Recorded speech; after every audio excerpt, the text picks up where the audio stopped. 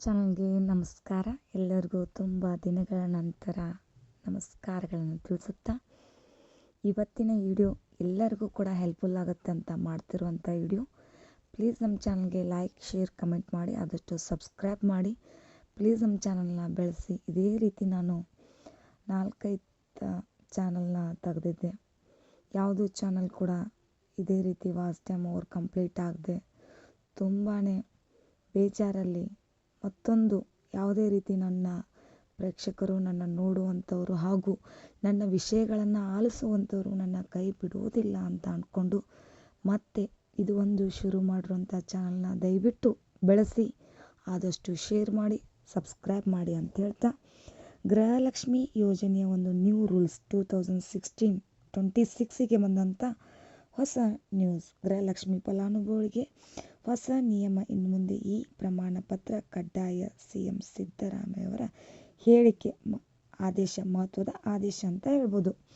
ಯಾವ ಆದೇಶ, ಏನಿದರಲ್ಲಿ ಇದೆ ಅಂದರೆ, ಕರ್ನಾಟಕ ಸರ್ಕಾರ ಪಂಚ ಗ್ಯಾರಂಟಿ ಯೋಜನೆ ಅತ್ಯಂತ ಜನಪ್ರಿಯವಾಗಿರುವ ಗೃಹಲಕ್ಷ್ಮಿ ಕಾರ್ಯಕ್ರಮಕ್ಕೆ ಇದೀಗ ಮಹತ್ವದ ಬದಲಾವಣೆ ಒಂದು ಬರಲಿದೆ.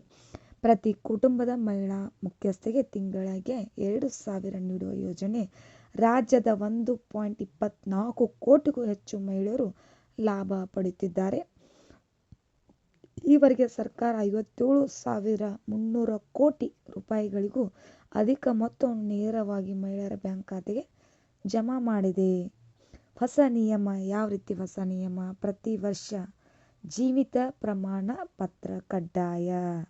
ಮುಖ್ಯಮಂತ್ರಿ ಸಿದ್ದರಾಮಯ್ಯವರು ಸಮಸ್ಯೆಯನ್ನು ಗಂಭೀರವಾಗಿ ಪರಿಗಣಿಸಿ 7 ಫೆಬ್ರವರಿ 7ನೇ ತಾರೀಕಂದು 2026ರಂದು ಮುಖ್ಯ ಕಾರ್ಯದರ್ಶಿಗೆ ಲಿಖಿತ ಸೂಚನೆ ನೀಡಿದ್ದಾರೆ.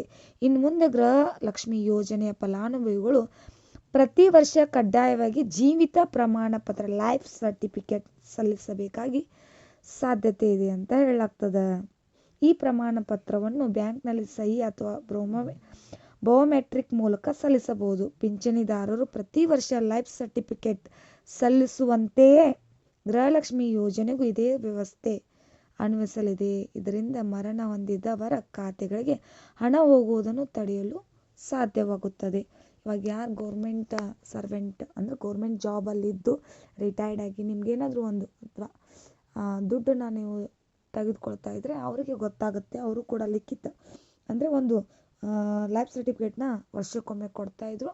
ಈಗ ಗೃಹಲಕ್ಷ್ಮಿ ಯೋಜನೆಯದವರು ಕೂಡ ಲೈಫ್ ಸರ್ಟಿಫಿಕೇಟ್ ವರ್ಷಕ್ಕೆ ಕೊಡಲೇಬೇಕು ಅಂತ ಈಗ ಆದೇಶ ಮಾಡಿದ್ದಾರೆ. ಏಕೆ ಈ ನಿಯಮ ಅಂತ ನೀವೆಲ್ಲ ಕೇಳ್ಬೋದು.